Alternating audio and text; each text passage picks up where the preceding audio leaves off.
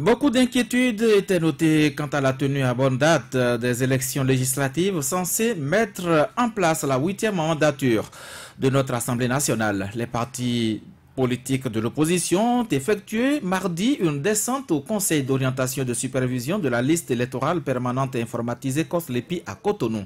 Avec Janvier Yabouedéou, le président de cette institution, il a été question des préparatifs de ce scrutin, le tout premier et sous l'ère de la rupture.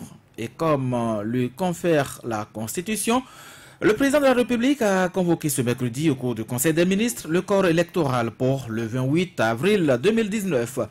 En studio ce moment, nous avons Alphonse Moïse Soudé. Bonsoir. Bonsoir, vous Patrice Alvara et bonsoir à tous. Également dans ce studio, Vigile Avancé, bonsoir. Bonsoir Patrice, bonsoir à tous. Un invité, Eugène Azatassou. Il est du parti Force Corée pour un Bénin émergent FCBE. Monsieur Eugène Azatassou, bonsoir. Bonsoir. Je l'annonçais, vous avez effectué ce mardi une descente au siège du COSLEPI, le Conseil d'orientation et de supervision de la liste électorale permanente informatisée, en compagnie des autres membres de l'USL, sans oublier le Parti communiste du Bénin. Vous avez rencontré le président de cette institution pour parler des préparatifs de ces élections législatives à venir, M. Eugène Azatassou. Parlez-nous de vos constats après la visite des lieux et la rencontre que vous avez eue avec le président de l'institution. Merci beaucoup. Nous avons trouvé un COSLEPI, une institution ayant la bonne volonté pour faire le travail, étant composée correctement à souhait, suivant le consensus issu de la conférence nationale. 5 pour la mouvance présidentielle, 4 pour l'opposition. Le président ne sait plus à nous préciser ça constamment au cours de l'entretien. Mais nous sommes sortis un peu déçus et sur notre faim et inquiets par rapport aux préparatifs pour les élections législatives à venir, puisque le premier maillon des élections, c'est la liste électorale. Oui. Nous avons trouvé que cette liste, au lieu d'avoir été auditée, comme on le fait constamment, surtout comme nous l'avons réclamé, parce qu'entre-temps, il y a eu le RAVIP, il y a eu Safran, et nous avons réclamé que la liste électorale soit auditée avant l'entrée en fonction du COSLEPI. Ça n'a pas été le cas. Cette liste n'est pas auditée. Nous avons vu que le COSLEPI s'est plaint essentiellement du matériel. Le matériel est obsolète. Ça a été acquis, ça fait longtemps. Vous vous rappelez, il n'y a pas eu de COSLEPI en 2016. Oui. Donc c'est le matériel d'avant et qui a été utilisé un certain nombre de fois et qui est maintenant vétuste. Ils se sont dit qu'il fallait renouveler ce matériel pour leur permettre de travailler correctement. Ils ont d'ailleurs fait le constat que de temps en temps, le matériel tombait en panne en cours d'utilisation pendant qu'ils utilisaient. Mais ça n'a pas été le cas. Le budget des autres COSLEPI était de 6 milliards. Ceux-ci n'ont eu que 2 milliards. 2 milliards pour faire le travail. Bon, nous avons constaté que notre inquiétude se fonde sur le fait que avec ce budget et avec le matériel qu'on a, le COSLEPI a beau avoir beaucoup de bonne volonté, a beau se donner conséquemment, corps et âme, ils sont limités par les insuffisances qu'ils ont rencontrées. Et par conséquent, ils vont rendre un travail que eux, ils se disent avoir fait de tout cœur. Mais nous avons le sentiment que ce travail sera bâclé parce que les conditions de ce travail n'ont pas été correctement réunies. Et à dessein, parce qu'on ne peut pas nous dire que c'est parce qu'il n'y a pas d'argent que on a diminué le budget du tiers alors que les besoins se sont accrus. Donc c'est à dessein que cela a été fait. Qu'est-ce qui pourrait justifier cet état de choses, selon vous, M. Eugène Azatasso? Bon, le fait qu'on ait diminué le budget de 6 milliards à 2 milliards. Oui, non, j'ai dit à dessein pour bâcler la liste et pour avoir des élections floues. Parce que rien ne justifie cela. Rien ne justifie cela, puisque on a vu que les problèmes du COSLEPI étaient beaucoup plus grands que les problèmes rencontrés par les autres COSLEPI à cause de l'état donc du matériel. Oui. Par conséquent, ce qui peut justifier ça, c'est que on a voulu, comme on a fait des économies sur tout ce qui concernait les travailleurs, tout ce qui concernait le social pour la population, on a fait des économies là aussi. On a fait des économies là aussi, ne sachant pas que une bonne élection est gage de paix. Oui. On a fait fi de cela pour tout simplement faire bâcler le travail. Pourvu que ça soit fait, pourvu qu'on ait dit que le COSLEPI a travaillé. Et vous avez remarqué que à un moment donné, il a été clair que le gouvernement ne voulait pas installer le COSLEPI. Vous avez suivi, vous êtes journaliste. Mais qu'est-ce qui vous fonde Vous êtes journaliste. Bon, la preuve, c'est qu'en 2016, il n'y a pas eu de COSLEPI. Et il y a eu beaucoup de pression pour que le COSLEPI de 2000... en 2017, par exemple, pardon, il n'y a pas eu de COSLEPI. Il y a eu... Non, en 2016, il y a eu beaucoup de pression pour que le COSLEPI de 2000... qui est en fonction là, actuellement, qui est entré en fonction en juillet 2017, oui, que ce COSLEPI a été installé. Il y a eu énormément de pression. Donc, on a senti que c'est... Vous voulez du COSLEPI, vous l'avez. Mais il y a eu aussi énormément de périodes de flottement par rapport au financement du COSLEPI. Finalement, on a fini par financer le COSLEPI et voilà ce que ça a donné. Il faut financer selon que les activités sont programmées par cette institution. Je vais vous dire, non mais il y a eu un budget qui a été complètement charcuté et on ne l'a balancé que 2 milliards. Mais par contre, c'est vrai qu'il y a eu beaucoup de flou autour du financement du RAVIP. Mais le RAVIP, c'est plusieurs dizaines de milliards.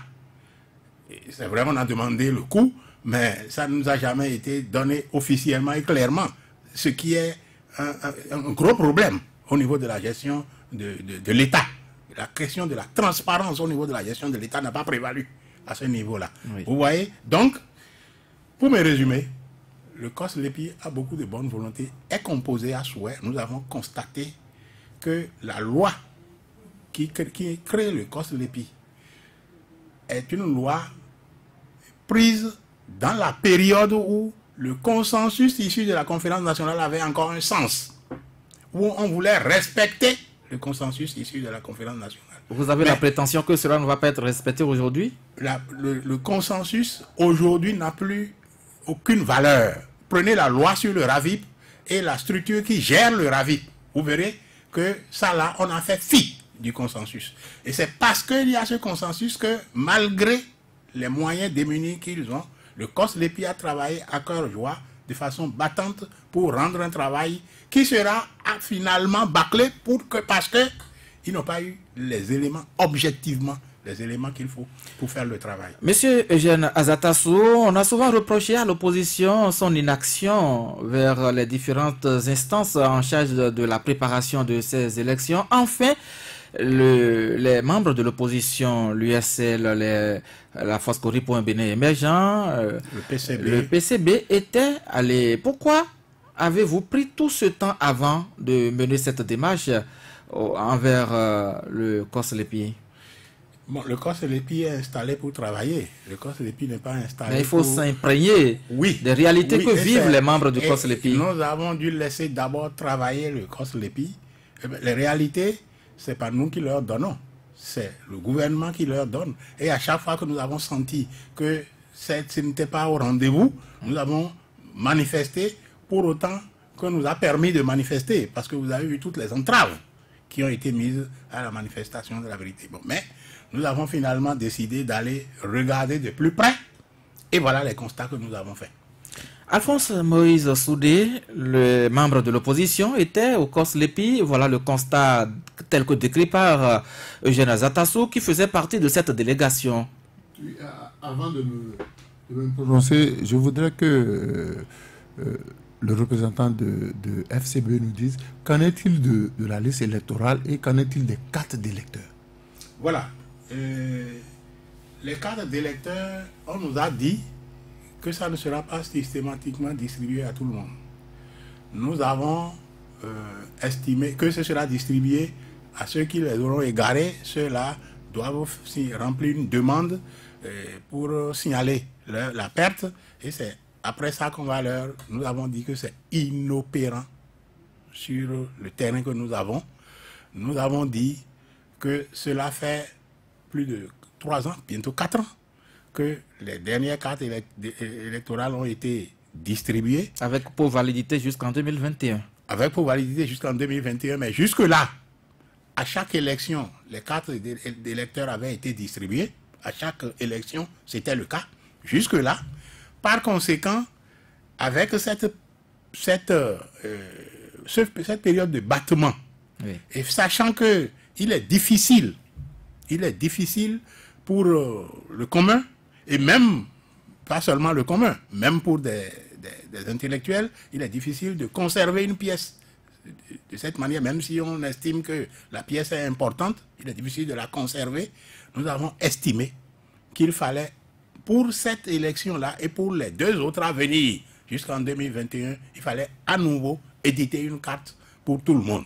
Parce que ça permettait de mettre tout le monde dans les conditions qu'il fallait pour faire le vote. En ce qui concerne la liste électorale, bon, nous avons demandé une copie de la liste électorale. Mais vous savez, la liste sera tirée du travail que le COS-LEPI va faire. Et cette liste sera déposée à la Sénat très bientôt par le COS-LEPI. Une liste établie dans ce contexte-là, nous, a priori, nous inquiète. Nous ne sommes pas rassurés que la liste soit efficiente. Surtout que il y a eu cette période de rabattement, il y a eu ce RAVIP, un RAVIP qui n'était pas consensuel. C'est le RAVIP, c'est le gouvernement qui l'a fait. Et le RAVIP a généré un certain nombre de choses. Vous avez entendu parler de 2 500 000 citoyens à qui on va donner des actes de naissance. Oui. Bon. C'est vrai qu'au COS-LEPI, on nous a rassuré que ça n'a pas d'impact. Mais ça, c'est eux. Ça, c'est eux, parce qu'ils vont déposer bientôt la liste. Bon. Et même avant qu'ils n'aient déposé la liste, qu'est-ce qui s'est passé? Comment est-ce que ces 2 500 000 citoyens ont été pris en compte? Ou qui ils sont? Surtout que ces actes de naissance, vous avez vu, c'était... Les maires avaient signé à blanc. En tout cas, on avait vu que des maires avaient donné des signatures à blanc pour laisser remplir. Alors, d'où viennent ces citoyens? Comment est-ce qu'ils ont été intégrés à la liste électorale? Est-ce qu'ils y étaient déjà? Tout ça ne nous rassure pas. Et la base de ce non-assurance, c'est la façon dont le RAVIP a été conduite. Elle n'a pas été conduite de façon consensuelle. Quand c'est consensuel, on est rassuré et on est apaisé. Mais voilà. Qu'est-ce que le RAVIP vient chercher dans... mais c'est parce que c'est du RAVIP. C'est avec le RAVIP qu'on a fait le constat qu'il y avait 2 500 000 personnes qui n'avaient pas date de naissance. Date de naissance. Mais on n'avait jamais dit aussi que ces 2 500 000 personnes vont bénéficier des cartes d'électeurs. Bon, on n'a pas dit ça. Mais je suppose que les 2 500 000... Elles ne seront peut-être pas aussi inscrites sur les listes électorales. Je suppose que c'est 2 500 000 citoyens qui doivent voter. Je suppose. S'ils sont en âge de voter. Bien sûr. Et si on ne sait pas clairement d'où ils viennent, on n'est pas rassuré. Si on ne sait pas clairement comment ça a été généré, qui et qui ils sont, on ne peut pas être rassuré. C'est pas possible. Est-ce que l'opposition n'est pas associée? C'est pour ça que la base de ces inquiétudes-là, c'est le fait que l'activité qui a généré cela n'était pas consensuelle, était conduite à sens unique par le gouvernement. Et ça ne nous rassure pas. En termes clairs, est-ce que, M. Eugène Azad Assou, vous avez peur qu'on puisse utiliser la liste qui sort du RAVIP pour les listes électorales? J'ai peur que tout ce que le processus a montré soit réel à ce niveau-là aussi. C'est-à-dire que le travail de confection de la liste soit bâclé. Et ça s'est traduit par le budget accordé au COSLEPI, le fait qu'on ne leur ait pas donné des instruments et le fait qu'on prend une liste venant d'une activité comme ça, personne ne contrôle, en fait, c'est contrôlé à sens unique et qu'on génère des citoyens qu'on ne connaît pas d'Adam et d'Ève, on ne sait pas d'où ils viennent et qui vont certainement, pour ceux qui seront en âge de voter, et qui va décider de ceux qui seront en âge de voter. On vous a dit que les maires ont signé à blanc. Les maires ont signé à blanc. Et c'est fait sur témoignage, s'il vous plaît. C'est fait sur témoignage, s'il vous plaît. Mais rien à voir avec les prochaines élections. Ah, mais si vous pensez que ça n'a rien à voir avec les prochaines élections, bon, vous êtes rassuré. Moi, j'aimerais l'être, mais je ne le suis pas. En tant que politicien, Alphonse Moïse Soudé. Non, pas seulement. Pas seulement. Citoyen béninois. Oui, voilà. Moi, je suis un peu agacé parce que chaque fois qu'on parle d'élections au Bénin depuis un certain temps, Oui. il y a des anicroches, il y a des handicaps qui se dressent sur le chemin de l'organisation. Mais malheureusement, au lendemain des élections, tout le monde se tait. Et on attend la veille de la prochaine élection pour réagir. Et je crois savoir que le ministre de l'Intérieur, Sakalafia, disait qu'il y a possibilité, puisque la loi le permet, qu'on puisse extraire Du RAVIP. on puisse extraire la liste électorale du RAVIP. Et quand le ministre l'a dit, et quand cela a été voté dans la loi, personne n'est monté au créneau pour dénoncer. Parce qu'aujourd'hui, on se retrouve dans une situation où si la liste, la LEPI n'est pas auditée, n'est pas toilettée, le COSLEPI se verra dans l'obligation d'utiliser la liste la plus récente. Donc, au moment où on devait monter au créneau pour dénoncer un certain nombre de choses, et je ne suis pas aussi d'accord pour que un budget de 6 milliards, qu'on puisse passer à 2 milliards, ce n'est pas normal. Et il va falloir que l'on en parle suffisamment. Parce que l'invité l'a dit, une bonne élection est gage de paix. Et quand on ne prend pas quand on ne donne pas les moyens, moi je dis, écoutez, on a donné au volet social 430 milliards. Pourquoi on ne pouvait pas donner au COSLEPI les moyens? Moi je vais souhaiter que le gouvernement donne. Dans la presse. Moi je vais souhaiter qu'on donne les moyens au COSLEPI pour qu'on nous dise, nous avons donné les moyens au COSLEPI. Il revient au COSLEPI de faire son travail comme cela se doit. Demain le COSLEPI nous dira, écoutez, j'ai un matériel obsolète, j'ai pas eu les moyens qu'on devait me donner pour que je fasse le travail, et nous allons commencer un jeu de ping-pong. Il va falloir que, au-delà de l'élection de 28 avril 2019, qu'on s'asseye pour que désormais, quand on va parler d'élection, parce que quand on va faire l'élection de 2019, ça passera et c'est fini. En 2020, nous avons élection. En 2021, nous avons élection. Il va falloir qu'on s'entende réellement sur des stratégies pour qu'on ne rentre pas dans cette querelle-là à la veille des élections. Parce que quand le COS vous dit, c'est vrai que l'opposition a pris le temps, et c'est pas aujourd'hui que vous avez entendu qu'on a coupé le budget du COSLEPI. Le COSLEPI, on avait déjà l'information comme quoi ce que le COSLEPI a demandé ne lui a pas été accordé. Mais l'opposition devait se lever depuis ce temps-là pour dire, attention, le COSLEPI, c'est les moyens. Le COSLEPI, il faut travailler avec la dernière technologie. Parce que nous parlons quand même de l'élément fiable qu'on doit mettre à la disposition de la Sénat. Et si le COSLEPI ne fait pas le travail comme cela se doit, nous allons tous en partie. Moi, il faut qu'on évite les réactions de dernière. Parce que si nous entendons toujours le dernier moment, on va vous dire la loi des finances 2019 a été déjà votée. Donc, la différence de 4 milliards n'a pas été prise en compte dans le budget. Où va-t-on trouver les 4 milliards pour les donner en complément au COSLEPI. Voilà des arguments que le gouvernement pourrait opposer. Puisqu'au moment où cela se faisait, personne n'a parlé, personne n'a réagi. Et aujourd'hui, on se trouve devant le fait accompli. Mais il y a que, on devrait donner la carte d'électeur à tout le monde. C'est la dernière fois que nous avons voté, c'est en 2016. Je ne suis pas sûr, même au niveau des intellectuels, je ne suis pas sûr qu'ils aient gardé leur carte pour dire, écoute, je me lève, je vais là, je vais prendre ma carte. Ce n'est pas possible.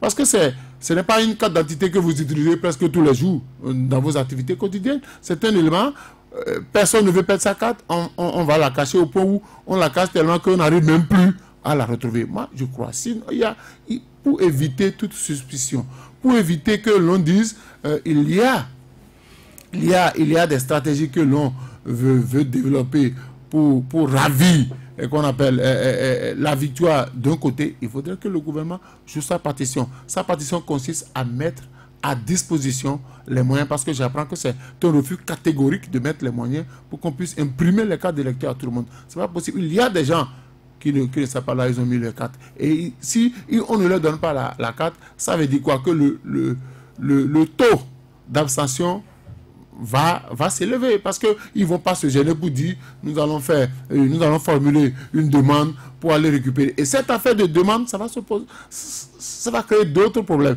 Parce qu'un parti politique peut se lever pour dire je vais sur le terrain, mes militants qui n'ont pas de carte, je vais faire des demandes groupées, je les représente, je vais faire des demandes en leur nom pour aller prendre les cartes. Qui nous dit que quand les cartes seront récupérées là-bas, on va les retourner au destinataire. Donc voilà des difficultés qui se dressent sur le chemin de l'élection. Donc il faut que le gouvernement joue sa partition, que le gouvernement mette les moyens pour qu'on ne puisse pas l'accuser demain de poser des actes pour bloquer la manifestation de la vérité des urnes. Vigile avancé, le COSLEPI version Augustin Renvoyebla avait confectionné des cartes d'électeurs dont la validité s'étalait jusqu'à 2021. Ces cartes d'électeurs vont servir, selon le gouvernement aujourd'hui, aux prochaines élections. Mais il se fait que beaucoup de citoyens l'auraient perdu. Mais on demande également à ce qu'on puisse leur faire établir des duplicata. Est-ce que un problème ne se pose pas au niveau du rôle qu'on a dit qu'on devait conférer à ces cartes d'électeurs, quand on sait que ces cartes d'électeurs, on a dit à leur confession que ça devait servir à beaucoup de choses, dont même faire état de pièces d'identité? Les politiques peuvent dire tout ce qu'ils veulent. Si vous me permettez, dans Porto-Novo et région, dans l'OME en général, il a un personnage fictif. Un personnage fictif que on a souvent appelé Dosso trop tard. Et je pense que les opposants, il faut le dire clairement, ce sont des dossous trop tard. Tout a été fait, tout a été mis en place pour que ceux qui disent aujourd'hui ne viennent pas le dire. Partons du principe d'abord du COSLEPI. Le COSLEPI, comme l'a dit M. Azatassou, c'est 5 députés, 2 du pouvoir, proches du pouvoir, et 4 autres proches de l'opposition. Je vais vous citer les députés de l'opposition qu'il y a là-bas. Vous avez Justin Adjovi, Guy Mitokpe. Vous avez Léon Basile Arossi, j'ai oublié le 4e. Voilà. Madame de la FCB Biba, aussi. Biba. De la FCB aussi. Voilà. Voilà. Mais ces problèmes-là sont au COSLEPI, notamment les problèmes de matériel. Et ils n'avaient jamais rien dit. Qu'est-ce que vous lui avez demandé? Qu'est-ce que vous saviez avant votre déplacement hier? Rien.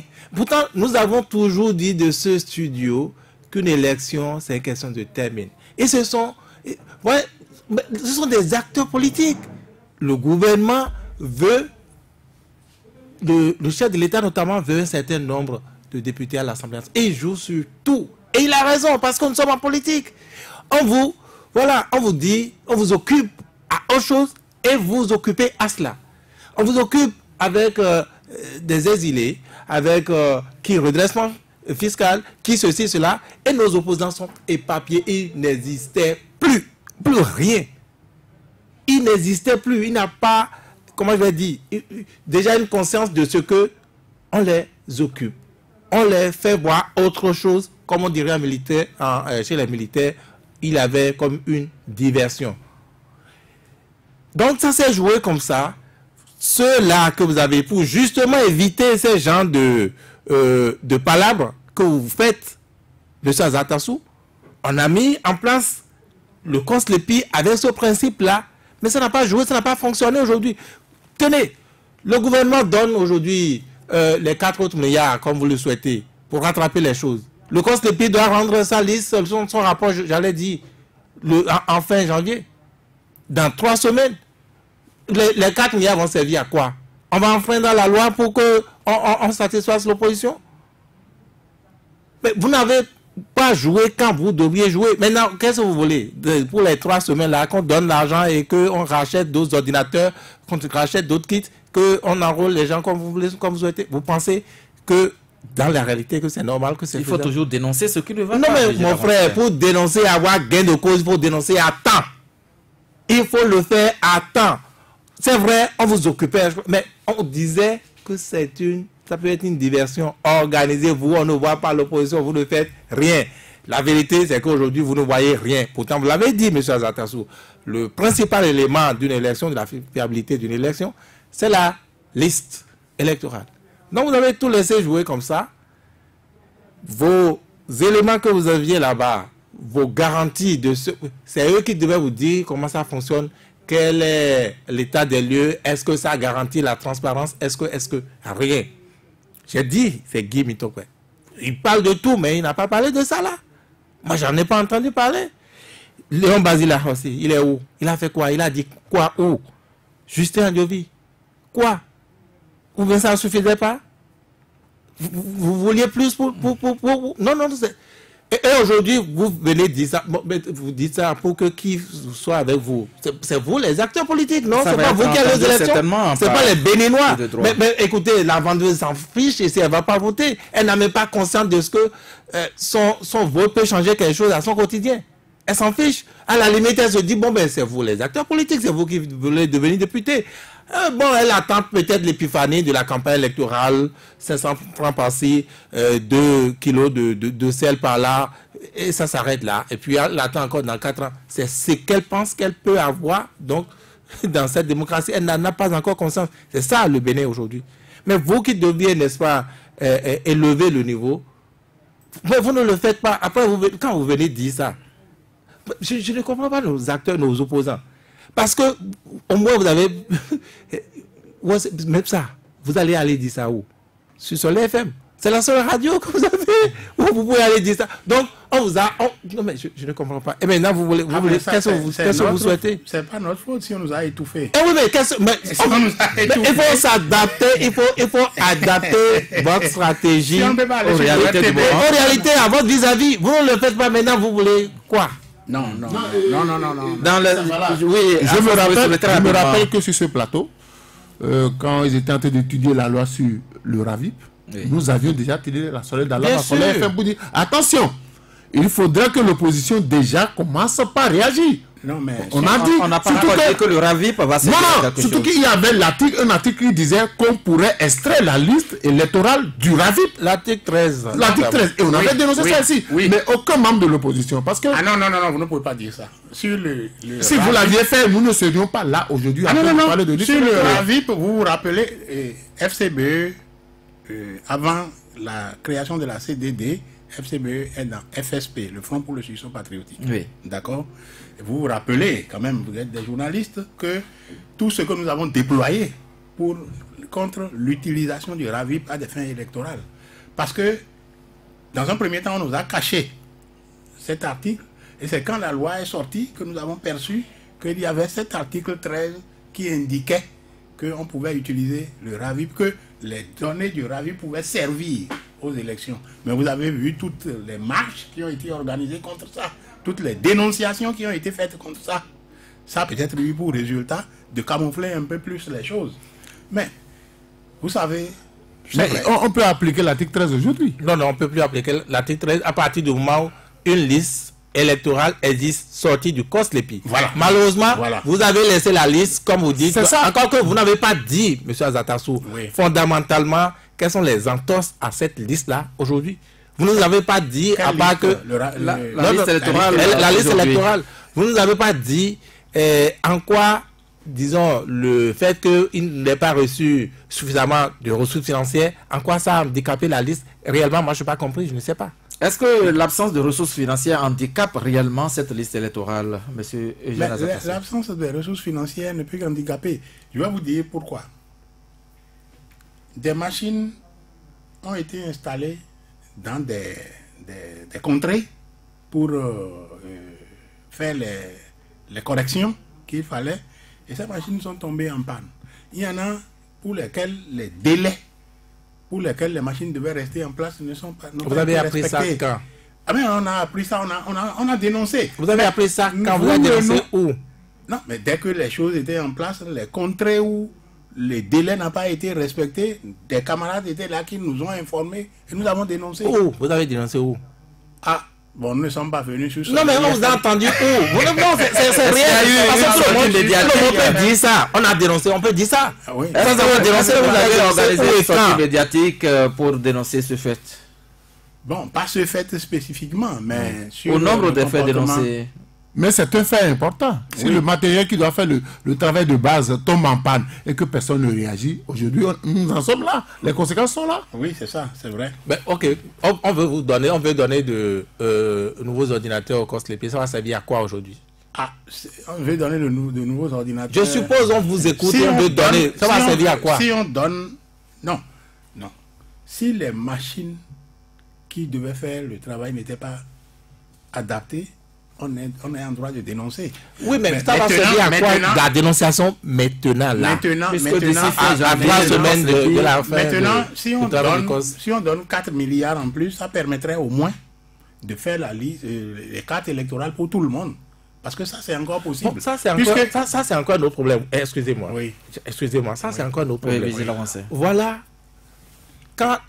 Puisque le gouvernement, je vous dis, ce sont des acteurs politiques. Ils jouent sur tout et ils ont raison de jouer sur tout. Ne nous faisons pas. Non, quand vous étiez, non. Quand vous étiez là, ils dirigent le Bénin. Ils ne dirigent pas pour eux. Non, ils ne dirigent pas pour eux. Ils dirigent le Bénin. Mais l'acteur politique veut d'abord gagner. Il fait semblant de jouer à la loyale. Pas à n'importe quel prix. Laissez-moi aller jusqu'au bout. Pas à n'importe quel prix. Mais qu'est-ce que vous faisiez quand il faisait le mauvais prix? C'est de ça qu'il s'agit, justement. Je suis d'accord avec vous, mais quand il faisait le mauvais prix, qu'est-ce que vous faisiez? Vous aviez subi, et subitement vous dites, mais attends, qui va venir pour voir quoi avec vous? C'est de ça qu'il s'agit. Je parlais donc des cartes d'électeurs. Quand la décision, alors qu'on sait que, oui, c'est la loi qui dit que, n'est-ce pas, ça court jusqu'en 2021, et qu'on a chaque fois contourné la même loi, n'est-ce pas, pour à chaque élection éditer de nouvelles cartes, n'est-ce pas? Quand ça a été décidé qu'on ne va plus aller aux prochaines élections avec de nouvelles cartes, est-ce que vous avez posé le débat? Est-ce que vous aviez posé le débat? C'est passé comme ça. Je vais vous dire ceci. Rien que tout récemment, où on a parlé, n'est-ce pas, de duplicata, d'aller remplir de formulaires chez les chefs quartiers et autres. Vous saviez, d'abord, ça n'a pas été bien médiatisé, monsieur Azatassou. Oui. Ça n'a pas été bien médiatisé, mais vous êtes resté tranquille, vous n'avez rien dit. Moi, je dis à la limite, pas à la limite, c'était également de votre ressort, puisque encore une fois, c'est vous qui êtes les acteurs politiques. Vous devriez dire à vos militants, vous devez sortez, si vous avez perdu vos cartes, c'est vous qui devez faire ça, oui ou non. Vous ne l'avez pas fait. Et on vous dit, il faut donner de l'argent. Et c'est écrit également dans la loi, justement, qu'il faut donner de l'argent avant de pouvoir récupérer votre carte si c'est perdu, le duplicata, vrai ou faux. Et donc, ils ne l'ont pas fait. Après, on a dit, le chef de l'État est généreux. À la fin, on a dit, vous avez 10 jours. Et on a attendu 7 jours pour dire aux gens, donnez de l'argent. Comme je disais, la vendeuse d'Africain s'en fiche si elle va voter, elle ne connaît pas l'importance du vote. Donc, elle a dit qu'elle n'avait pas de l'argent à aller donner pour prendre une carte d'électeur. Ouais.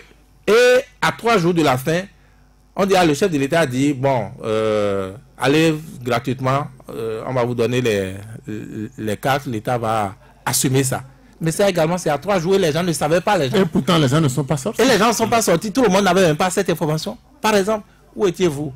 Je vous dis, oui, En politique, vous êtes acteur politique, non? Vous distribuez des bonbons à l'opposition d'hier.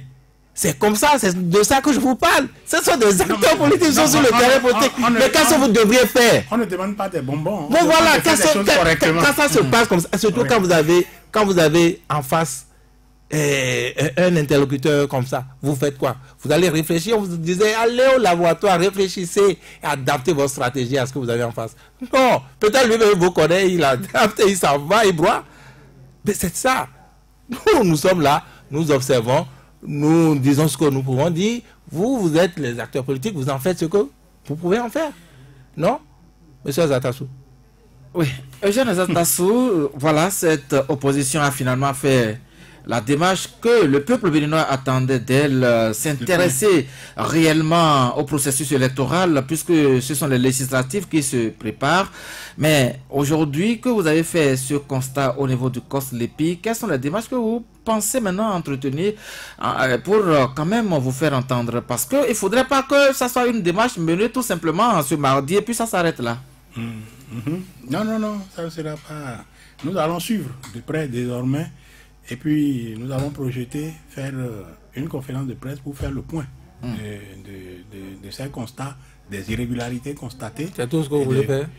Et puis, bon, vous voulez qu'on aille prendre quoi? Oh non, on va faire ce que nous estimerons nécessaire pour obliger le pouvoir à faire les choses. Est-ce que vous êtes en contact permanent avec vos représentants au sein du COS-LEPI? Mais bien entendu. Vous êtes informé de tout ce qui se passe au niveau de cette institution? Bien entendu. Donc, il faut plutôt leur demander pourquoi c'est seulement maintenant que vous êtes informé, quand vous avez fait le déplacement d'hier. Non, on ne pourrait pas dire que c'est seulement maintenant qu'ils sont informés.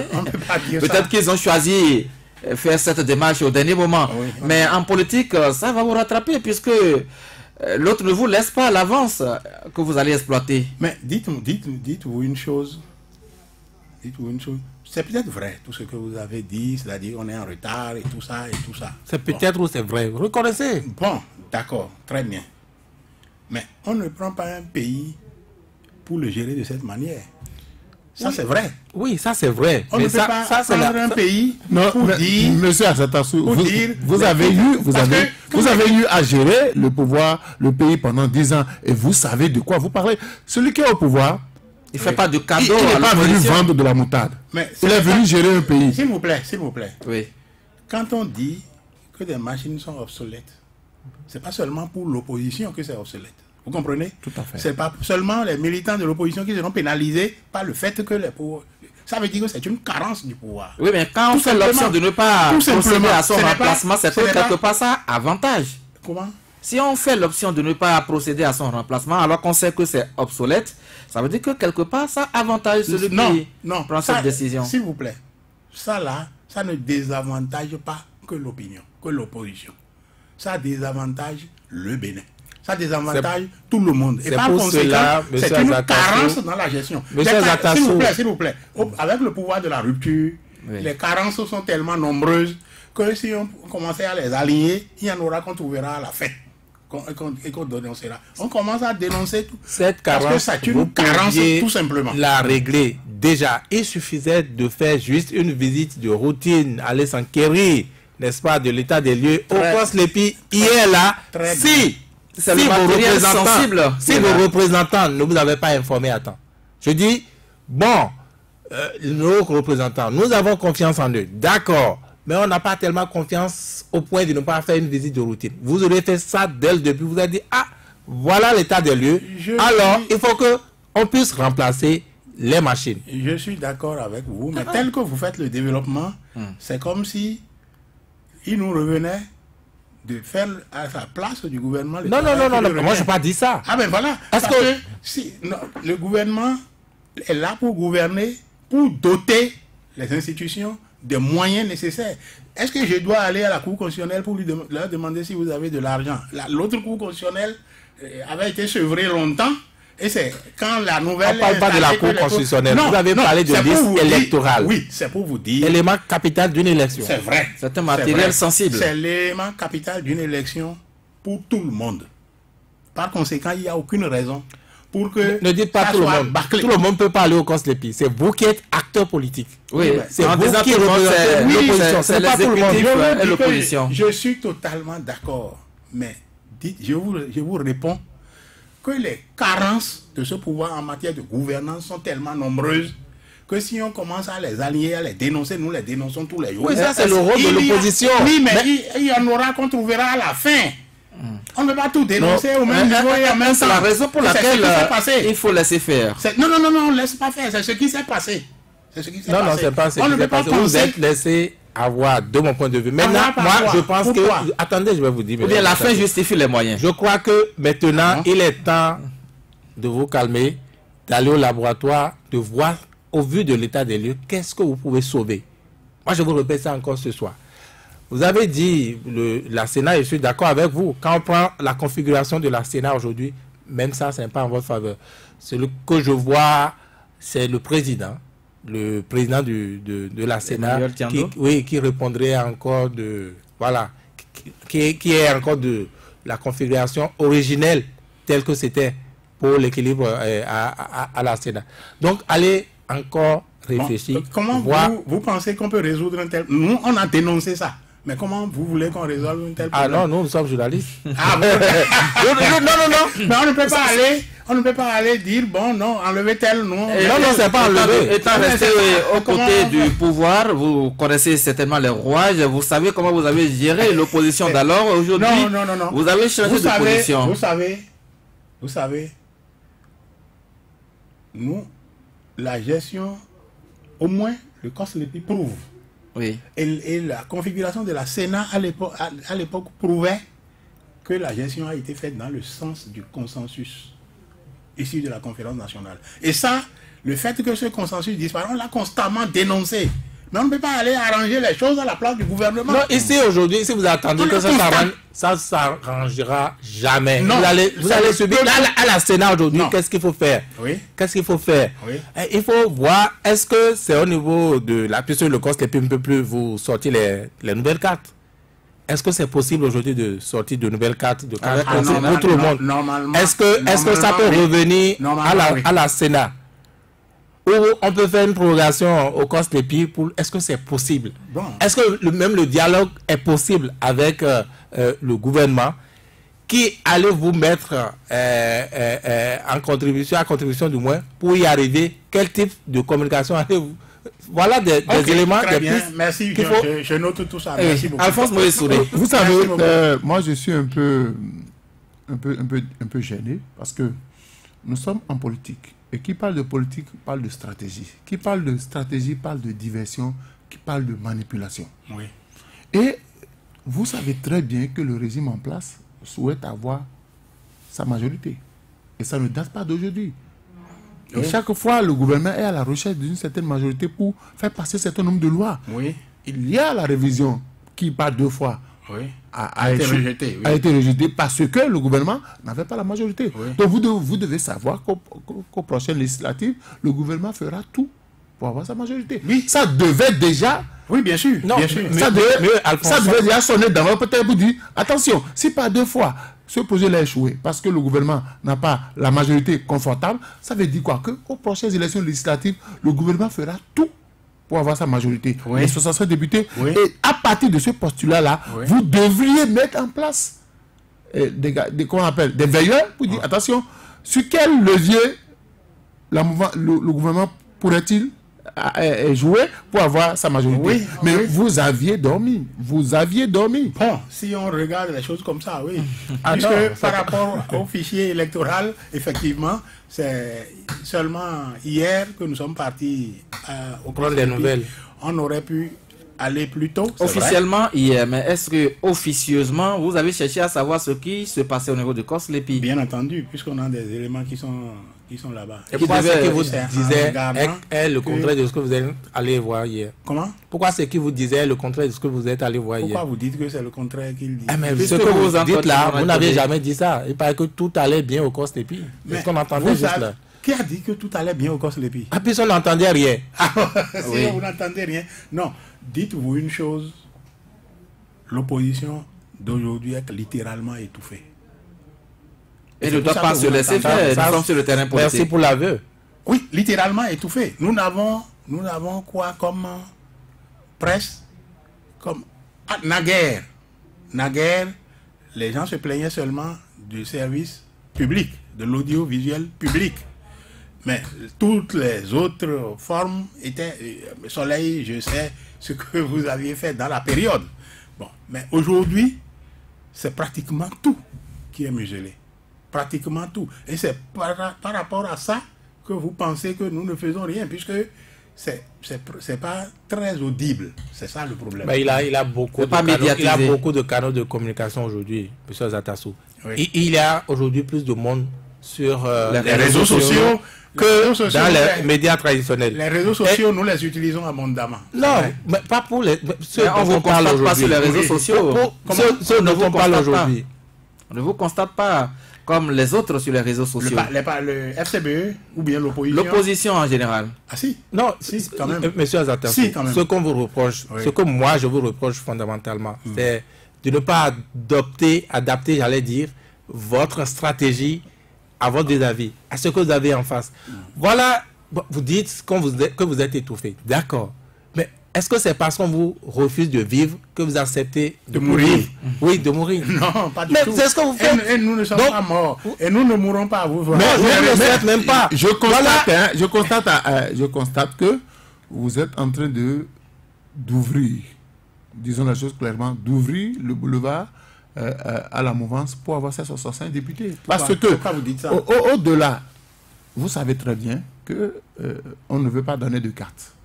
Vous devez désormais mettre en place une stratégie pour que vous commenciez par sensibiliser vos électeurs pour qu'ils commencent par rechercher leur carte. Parce que s'ils ne trouvent pas leur carte, Vigila a caricaturé. Bon. La dame qui vend à Fiti. Maintenant, dites-moi. Oui.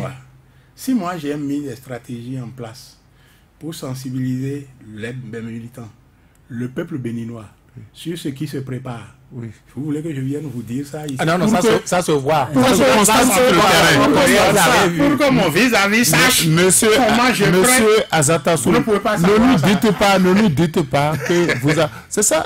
Donc, vous avez des stratégies politiques que vous développez pour aller contre les velléités politiques mises en place. Bien entendu. Je pourrais vous en parler par la suite, quand les élections seront terminées, vous verrez quand le vin sera tiré. Ah mais bien parce que mes stratégies, si je l'ai dit ici, non, c'est pas une question de stratégie. Non, on est content pour vous. On est content pour vous que vous développez des stratégies. Vous pouvez croire qu'on n'a pas de stratégie, c'est pas possible. Comment vous pouvez croire ça? Nous sommes tout de même heureux de ce que l'opposition développe également des stratégies pour aller contre les velléités du pouvoir en place. C'est de bonne guerre, monsieur Eugène Azatassou. Vous le savez déjà, le 28 avril, c'est la date maintenant à laquelle le corps électoral est convoqué aux urnes. Ça vous rend heureux finalement? Heureux. Bon, il fallait bien que ça soit convoqué, ce corps électoral finalement. Il fallait une date, puisque nous avons toujours réclamé, et vous n'avez peut-être pas entendu, nous avons toujours réclamé les élections législatives à bonne date. Vous n'avez peut-être pas entendu. Nous avons réclamé par les canaux que nous avions et par les stratégies que nous avons développées. D'accord? Très bien. Mais le 28 avril, je ne sais pas si c'est une bonne date. Oui. Non, parce que... Et pourquoi? Parce que normalement, les élections devaient être terminées 2 mois avant la prise de fonction de la nouvelle mandature. L'ancienne mandature a été installée le 12, je crois, le 12 mai. Le 15 mai. Bon, 15 mai, d'accord. Donc, ça fait, si vous dites, bon, certains m'ont dit 12, mais vous dites 15. Je prends 15, le plus large possible. Ça fait 2 semaines, un peu plus de 2 semaines. Oui. La loi est violée là déjà. Ensuite, le 28, on fait les élections. Il faudra faire le dépouillement, faire que la Sénat publie les résultats provisoires. Que les recours soient déposés, que la Cour suprême, la Cour constitutionnelle puisse se prononcer. Et puisse finalement donner les résultats définitifs. En 15 jours, ou en 17 jours, si vous voulez, je ne sais pas. Vous pensez que ça, c'est possible? Bon, je ne sais pas. Peut-être qu'il y aura un moyen d'accélérer. Vous vouliez... Bon, donc, par rapport à ça, la date du 28 qui est fixée là, il fallait quand même fixer une date. Je prends acte. Mais c'est caractéristique de ce gouvernement qui ne respecte aucune loi. C'est difficile de faire face à un gouvernement qui ne respecte aucune loi. Aucune loi. C'est difficile. Parce que quand vous êtes en train de dire, vous calculez par rapport à la loi que vous avez, eux, ils balancent tout ça. C'est difficile de prévoir quand quelqu'un est un... Bon, je ne vais pas utiliser de grands mots, mais je parle... Je fais la comparaison entre individus. Je fais la comparaison entre individus. Monsieur Avancé, quand vous avez affaire à un escroc, je dis je parle entre individus. Oui. Quand vous avez affaire à un escroc, qu'est-ce que vous faites? C'est compliqué de lui échapper totalement. Parce que pendant que vous vous occupez à faire vos activités, à préparer vos émissions, lui calcule les postures qui vont lui permettre de vous avoir. Et ça, il faut être...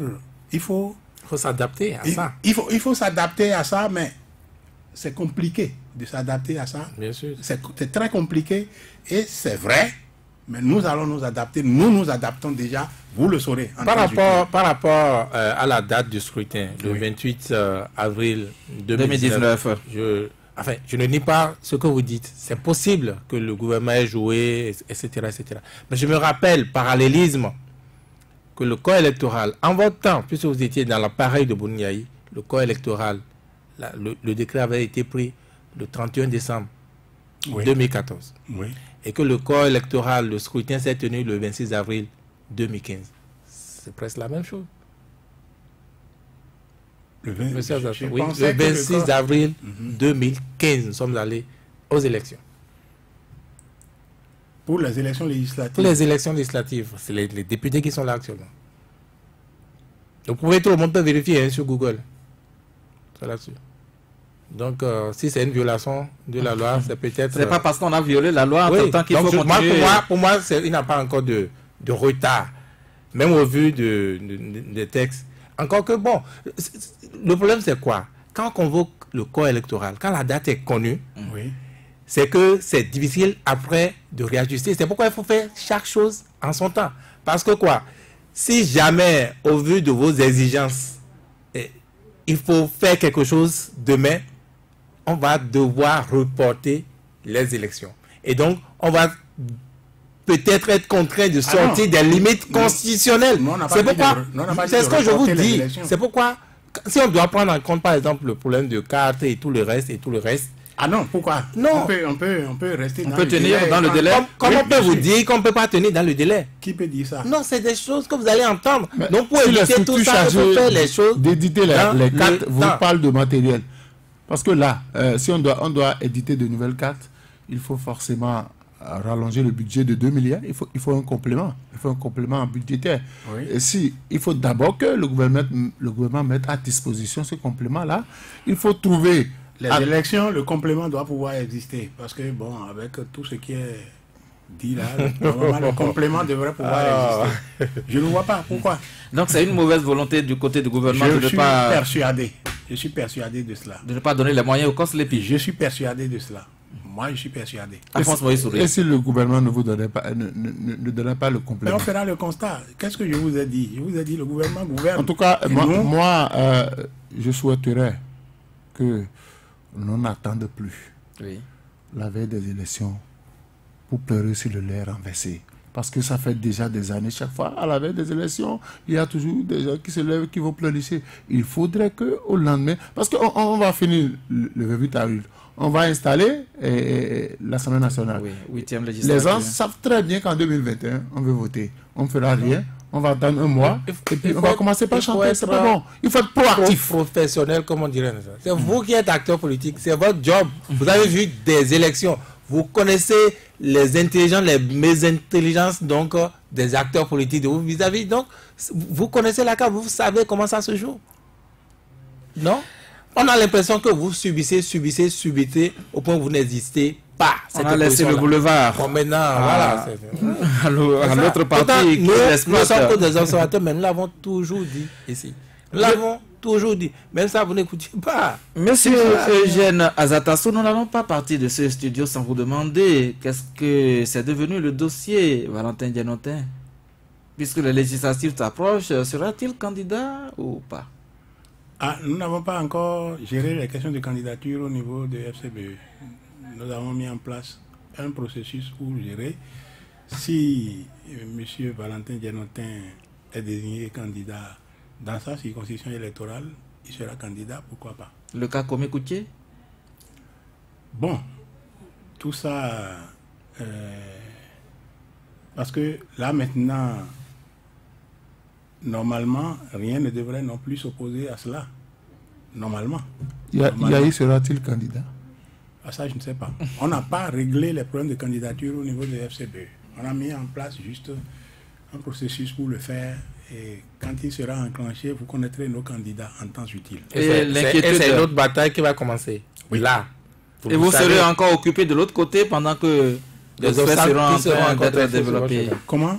Vous serez occupé à parler des candidatures et d'autres obstacles seront mis sur le chemin. Vous devez savoir les types d'obstacles et déjà anticipés, de mon point de vue. Si, nous connaissons les types d'obstacles. Voilà. Si on va revenir encore ici, on va parler. Merci à vous, monsieur Eugène Azatasso. Parce que le problème même, c'est déjà au niveau de la façon de constituer la liste de l'opposition. Le débat est encore en cours. Oui, tout à fait. On pense que l'opposition va aller avec une liste comme on l'entend de toutes les façons. Merci à vous, Eugène Azatasso, d'être des nôtres cet après-midi. Merci également à vous, Alphonse Moïse Soudé. Merci à Vigile Avancé également. Merci à Edgar Nyakadia qui a assuré la mise en onde de cette émission. Patrice Avala, j'étais avec vous. Merci de nous avoir suivis. Excellente suite des programmes en compagnie de Soleil FM.